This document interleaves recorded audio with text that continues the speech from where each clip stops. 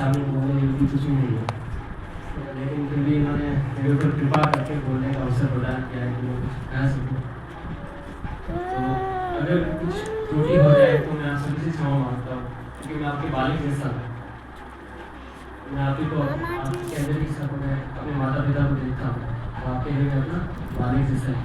तो कुछ गलती भी हो जाए तो नादान बालक समझ के आप क्षमा कर दीजिएगा। और कुछ बातें अगर योग्य लगे आपको सीखने योग्य तो आप उसको ग्रहण करिएगा और अपने जीवन में उसको उतारने का प्रयास करिएगा। और मुझे आशीर्वाद दीजिएगा कि मैं भगवान की इस कार्य में आगे बढ़ूँ। तो वृंदावन के एक बाबा जी थे, उनका नाम था चंद्रशेखर बाबा। तो वो विद्यार्थी जीवन में गोवर्धन के पास अपने गुरु के पास पढ़ाई कर रहे थे। तो व्याकरण आदि शास्त्रों का अध्ययन कर रहे थे, श्रीमद् भागवतम भगवद गीता उनका अध्ययन कर रहे थे। वो इसलिए अध्ययन कर रहे थे ताकि भागवत कथा करके और उससे कुछ धन अर्जित करके अपने परिवार का पालन कर पाए। वो उसके धन अर्जित कर रहे थे। तो फिर एक दिन क्या हुआ कि उन्होंने भगवद गीता का एक श्लोक पढ़ा। अध्ययन करते करते उन्होंने देखा कि भगवद गीता भगवान श्री कृष्ण बोल रहे हैं कि अनन्य भाव से अगर कोई मेरा चिंतन करता है, मेरी भक्ति करता है, तो मैं उसकी सारी जरूरतें पूरी करता हूँ, उसको मैं सब प्रोवाइड करता हूँ, जो उसको जरूरत है उस चीज़ की, उसको व्यवस्था करता हूँ, स्वयं मैं व्यवस्था करता हूँ उसके लिए। तो मेरी भक्ति करता है अनन्य भाव से, सदैव जो मेरा चिंतन करता है।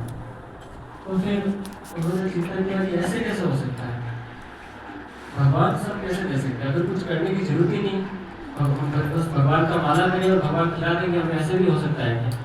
तो फिर हमें इसका परीक्षा लेना पड़ेगा, ये कैसे भगवान ऐसे कैसे बोल सकते हैं। तो फिर बिना बताए वो गोवर्धन की गुफा में चले गए और वहाँ जाके उन्होंने हरे कृष्ण महामंत्र जप करना शुरू कर दिया।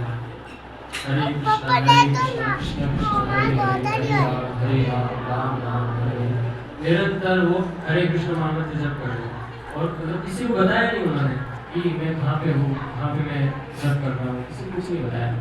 भगवान को पता है ना, भगवान ने अगर भगवद गीता में बोला है कि मेरी कोई अनन्य भाव से भक्ति करता है, निरंतर अगर मेरी भक्ति करता है, तो उसको सारी जरूरतें उसको पूरी करता हूँ। तो आज मैं देखता हूँ कि भगवान मेरे लिए क्या व्यवस्था करते हैं, आज मेरे लिए भगवान व्यवस्था करते क्यों करते हैं, कि मैं उसका अनन्य भाव से अभी भजन कर रहा हूँ। तो फिर वो एक दिन बीत गया ऐसे करते करते, बिना खाए पिए हुए गुफा के अंदर जप कर रहे थे। 2 दिन बीत गया। तीसरे दिन एक छोटी सी बच्ची आई, उसने कहा कि बाबा तुम्हारे लिए खाना लेके आई हूँ। पास में एक बाबा जी थे, वो बोले थे कि एक बाबा जी वहाँ पे चंद्रशेखर बाबा जो है 3 दिन से भूखो है, बड़े जो आश्रम बोले 3 दिन से भूखो है और कुछ खाया नहीं है, तो मैं लेके आया हूँ तुम्हारे लिए। तो फिर चंद्रशेखर बाबा बोले कि तुम्हें कैसे पता, उसको कैसे पता, मैंने किसी को बताया नहीं, कैसे आया। तो फिर चंद्रशेखर बाबा ने कहा ठीक है, इधर रख दो प्रसाद जो भी हो। उन्होंने रख दिया उधर, लाली ने जो लाली लेके आई थी। तो फिर वो चली गई। फिर चंद्रशेखर बाबा ने चिंतन किया कि ऐसे कैसे हो सकता है, मैंने किसी को बताया नहीं और कैसे प्रसाद की थाली छप्पन भोग लेके आ गई गुफा के अंदर। तो फिर वो चिंतन करते रहे और खाना पीना उन्होंने खाया नहीं। वो जब तक मुझे भगवान इसका उत्तर नहीं देंगे तब तक मैं इसको ग्रहण नहीं करूँगा। तो वो फिर जब करने लगे। फिर राधा रानी उनके सपने में आई चंद्रशेखर बाबा के, और उन्होंने कहा कि बाबा मैं ही आई थी, तुम खा ले। तुमने भगवद गीता में जो श्लोक पढ़ा था ना, तो उसकी सत्यता स्थापित करने के लिए मैं आई हूँ, तो ये भजन खाए। तो फिर चंद्रशेखर बाबा फिर उसको पाते हैं और फिर राधा रानी बोलती है कि तुम जा और वृंदावन में तेरे लिए व्यवस्था हो जाएगी सारी। तो आज भी आप जाएंगे वृंदावन, तो वहाँ पे चंद्रशेखर बाबा का एक कुटिया है, मतलब उनका मंदिर बना हुआ है, और बहुत अच्छा आप जाए तो दर्शन करिएगा।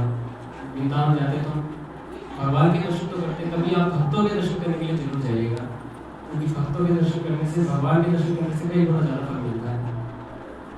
और प्रभुपाद जी की बात है तो प्रभुपाद जी विश्व गुरु है। हम बहुत सौभाग्य के साथ ये प्रभुपाद जी से जुड़े हैं।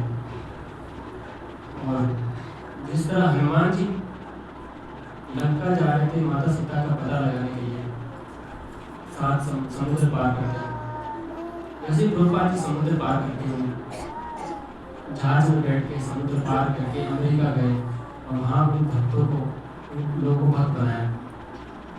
तो जैसे हनुमान जी जब जा रहे थे लंका पार करते हुए, समुद्र पार करते हुए, तो बीच में मेनाक पर्वत आया था।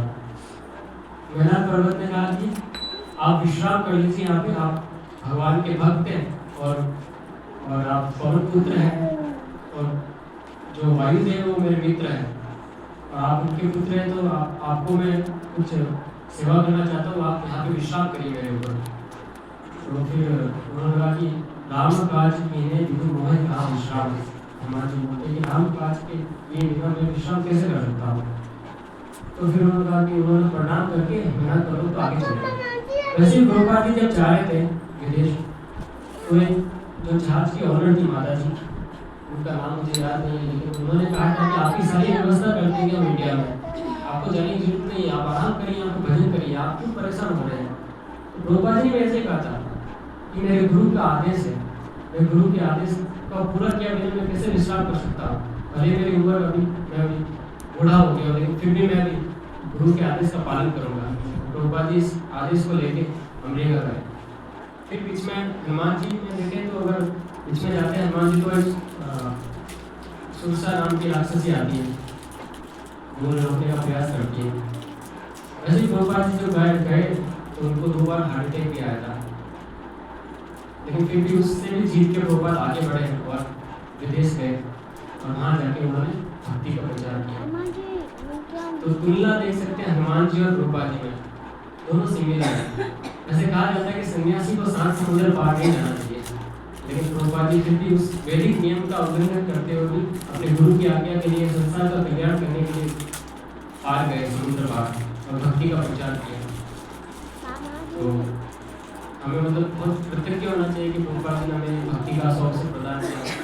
आप देख सकते हैं कि आप यहाँ पे कितने लोग हैं, ज़्यादा से ज़्यादा 50 लोग होंगे, और इस गाँव में कितने लोग हैं, इससे तो ज़्यादा ही होंगे। इतने सारे लोगों में से आप भी इस गांव से भी नहीं है, गांव से बाहर से आए हैं, तो इतने सारे लोगों में से सिर्फ आप लोग हैं जो यहाँ पे संकीर्तन कर रहे हैं संडे को।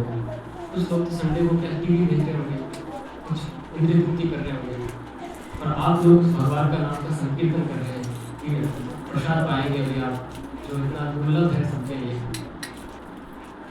तो हमें इसके लिए प्रभुपाद जी के प्रति बहुत कृतज्ञ रहना चाहिए, और उन्होंने जो नियम बताए हैं उनका पालन करने का प्रयास करना चाहिए।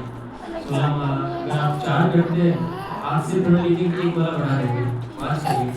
अगर आप 12 करते हैं तो 13 करिए, 16 भी कर सकते हैं, बहुत अच्छी बात है, 16 करिए। जैसे प्रभुपाद जी बताए वैसे हमें पालन करने का प्रयास करना चाहिए।